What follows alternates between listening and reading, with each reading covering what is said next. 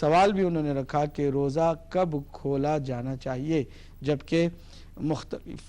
لوگ مختلف اوقات میں روزہ کھولتے ہیں۔ کچھ لوگ جلدی کھولتے ہیں مغرب سے پہلے ہی، اور اس کے بعد یہ کہتے ہیں کہ تاخیر کی جائے تو روزہ مکروہ ہو جائے گا، اور کچھ لوگ انتظار کر لیتے ہیں مغرب تک کے لیے۔ میں یہاں پر صرف اتنا عرض کروں گا میرے بھائی شہزاد آپ کی خدمت میں کہ ہم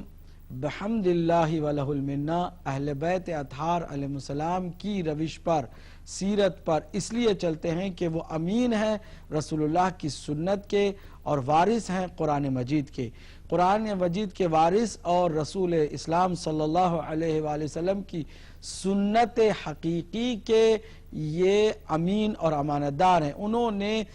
جس طرح سے صحیح معنوں میں قرآن اور سنت کو سمجھا ہمیں بتایا، اور ہم اسی پر عمل کرتے ہیں۔ قرآن نے فرمایا وَأَتِمُّ الصِّيَامَ إِلَى اللَّيْلِ، تم اپنے روزوں کو تمام کرو رات تک۔ عجیب بات ہے کہ لفظ لیل کو اللہ نے واضح طور پر رکھا، غروب کا یا مغرب کا لفظ بھی نہیں رکھا کہ کسی کو کوئی شبہ نہ ہو جائے، اور شبہ میں یہ جو آج کل روزے کھولے جا رہے ہیں وہ وقت اختیار نہ کیا جائے۔ رات کا مطلب یہ کہ جب اندھیرا چھا جائے، اندھیرا چھا جانے تک انسان کو روزہ تمام کرنا چاہیے۔ اور یہ بھی خاص بات ہے، اللہ سبحانہ وتعالیٰ فصاحت و بلاغت کا خالق ہے، چنانچہ اس آیت میں بھی یہ نہیں فرماتا کہ تم روزہ رکھو، روزہ رکھو سومو الی اللیل، یہ نہیں فرمایا کہ روزہ رکھو رات تک، بلکہ فرمایا وَأَتِمُّ الصِّيَامَ إِلَى اللَّيْلِ، روزے کو تمام کرو۔ یعنی اس کا مطلب یہ ہے کہ کبھی ایسا بھی کوئی نظریہ سامنے آ سکتا ہے کہ جو روزے کو تمام نہیں کرنے دیتا، اور تمام ہونے سے پہلے ہی اسے ادھورا چھوڑ دیا جاتا ہے۔ قرآن مجید کی فصاحت و بلاغت پر اپنے آپ کو قربان کرنا میں سمجھتا ہوں ہماری اپنی عقل مندی ہوگی کہ اللہ سبحانہ وتعالیٰ نے کس حد تک فصاحت و بلاغت سے کام لیا ہے اور واضح پیغام دے دیا ہے۔ اب قرآن کے واضح پیغام کے ہوتے ہوئے ہم کسی کی کوئی ایک ایسی حدیث کو لے کر بیٹھ نہیں سکتے کہ رسول اللہ سفر کی حالت میں تھے تو ابھی سورج پوری طرح سے ڈوبا نہیں تھا کہ انہوں نے ستو منگایا اور ستو منگا کر کے انہوں نے افطاری کی۔ لوگوں نے اصحاب کرام نے یہ پوچھا بھی، تجسس بھی کیا کہ یا رسول اللہ ابھی تو رات ہوئی نہیں ہے، آپ یہ کیا کر رہے ہیں؟ تو فرمایا کہ ایسا بھی کیا جا سکتا ہے۔ تو اب اسی کو لے کر کے ایک پوری امت غروب کے وقت ہی روزے کو کھول لیتی ہے، جبکہ اللہ کا جو واضح حکم ہے وَأَتِمُّ الصِّيَامَ إِلَى اللَّيْلِ، روزوں کو تمام کرو رات تک۔ رات تک اگر آپ صبر کر لیں تو یقین ہو جائے گا کہ آپ نے روزہ تمام کیا۔ میں اپنے جتنے بھی بھائی ہیں ان سے یہ گزارش کروں گا، بلکہ بہنوں سے بھی گزارش کروں گا، میرے جتنے بھی بھائی اور بہن ہیں ان سے گزارش کروں گا کہ آپ ہمیں یہ بتائیں کہ اگر اللہ کے اس حکم کو مان کر کے ہم مغرب تک انتظار کر لیں، صرف 10 سے 12 منٹ کی بات ہے، 10 سے 12 منٹ میں کوئی قیامت نہیں آ جاتی، اگر ہم صبر کر لیں، احتیاط کر لیں، اور لیل تک کی جو بات ہے غروب کے بعد مغرب کا جب وقت آ جائے گا کہ چاروں طرف سے اندھیرا جو چھا جائے،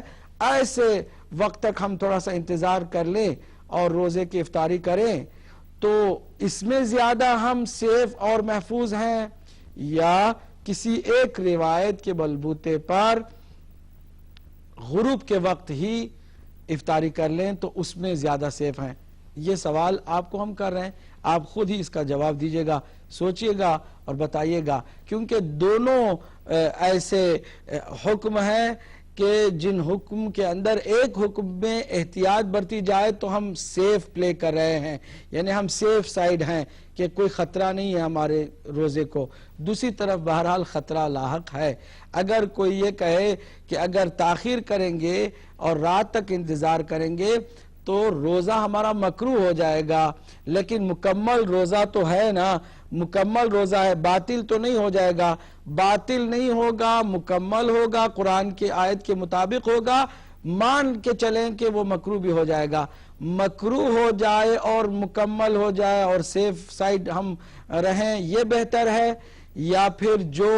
لیل سے پہلے ادھورا روزہ ہم رکھ کر کے افطاری کر لیں اور روزہ باطل کر لیں وہ بہتر ہے۔ ایک طرف ہے اہل بیت کا مکتب جو یہ کہہ رہا ہے کہ اگر لیل سے پہلے، مغرب سے پہلے آپ نے جلد بازی کی تو آپ کا روزہ باطل ہو گیا، اور دوسری طرف سے آپ یہ کہہ رہے ہیں کہ مکروہ ہو جائے گا اگر تاخیر کی، تو مکروہ کر کے روزے کو سیو کرنا زیادہ بہتر ہے